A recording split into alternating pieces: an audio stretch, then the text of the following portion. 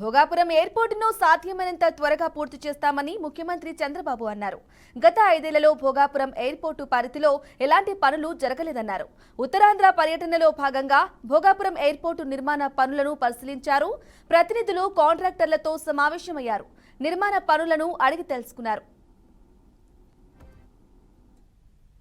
ఈ ఎయిర్పోర్ట్ మనం చూస్తే 15 మే 2015 20వ తారీఖున రాష్ట్ర ప్రభుత్వం ఆమోదం తెలిపింది. నేను వచ్చిన వెంటనే ఆమోదం తెలియజేశాను.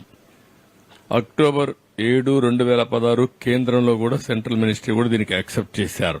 2023కి ప్రాజెక్టే పూర్తి కావాలని ఒక లక్ష్యంగా పెట్టుకున్నాం. అప్పట్లో వీళ్ళొచ్చి మొత్తం టింకర్ చేశారు. ప్రాజెక్ట్ని ఆడుకునే పరిస్థితికి వచ్చారు. ఇప్పుడు మళ్ళా మొదటికి వచ్చింది. ఒక 500 ఎకరాలు తీసుకోవడం, లేకుంటే లేనిపోని సమస్యలు క్రియేట్ చేయడం, అన్ని క్రియేట్ చేశారు. మళ్ళీ వేసిన ఫౌండేషన్ తిరిగి ఫౌండేషన్ వేయడం, అంటే ఇవన్నీ కూడా ఏంటంటే ఒక పిల్లోళ్ళ చేష్టలు లేదంటే పిచ్చోళ్ల చేష్టల కింద దీన్ని అతలాకుతలం చేసే పరిస్థితికి వచ్చారు. అయితే ఈ రోజుకి 31.8% వర్కులు పూర్తయినాయి.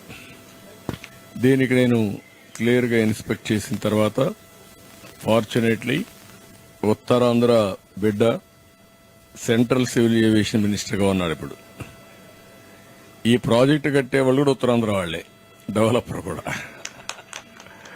బోత్ ఇంట్రెస్ట్లు ఇక్కడ సింక్రనైజ్ అయినాయి. అంటే ఈ ప్రాంతం యొక్క అభివృద్ధి ధ్యేయంగా ఇద్దరు కూడా దీన్ని డెవలప్ చేయాల్సిన అవసరం ఉంది. వన్ ఆఫ్ ది బెస్ట్ ప్రాజెక్ట్గా ఇక్కడ జాబ్స్ ఏం క్రియేట్ చేయగలుగుతాం, ఏ యాక్టివిటీ తీసుకొస్తాం, ఎట్లా అభివృద్ధి చేస్తాం, అవన్నీ తీసుకురమ్మంటున్నారు.